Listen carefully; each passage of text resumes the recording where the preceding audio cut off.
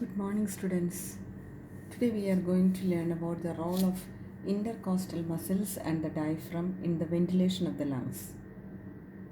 The difference in composition between inspired and expired air and important lung diseases.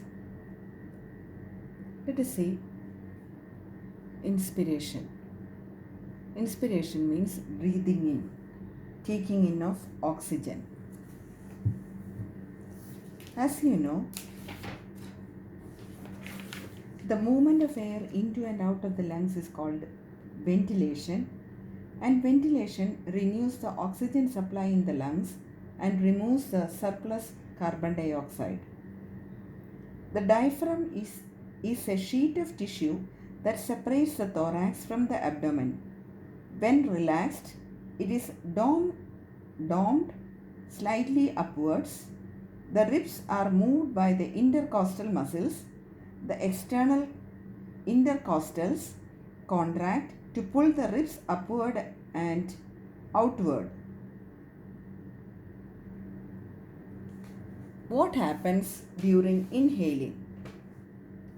The diaphragm muscles contract and pull it down. The intercostal muscles relax while the external intercostal muscles contract and pull the rib cage upward and outwards. These two movements make the volume in the thorax bigger, so forcing the lung to expand. The reduction in air pressure in the lungs resulting in the air being drawn in through the nose and trachea. This movement of air into the lungs is known as ventilation. Let us see what happens during expiration or breathing out. During expiration, the diaphragm muscles relax, allowing the diaphragm to return to its domed shape. The external intercostal muscles relax, while the internal intercostal muscles contract, pulling the ribs downward to bring about a forced expiration. The lungs are elastic and shrinks back to their relaxed volume, increasing the air pressure inside them. This results in air being forced out again.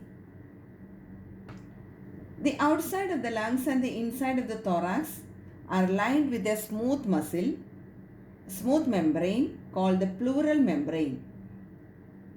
This produces a thin layer of liquid called pleural fluid, which reduces the friction between the lungs and inside of the thorax.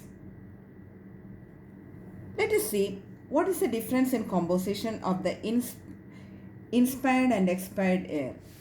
Air in the atmosphere contains 21% of the oxygen and 0.04% carbon dioxide, and the air which is given out contains 16% oxygen and 4% carbon dioxide. Let us see the important lung diseases.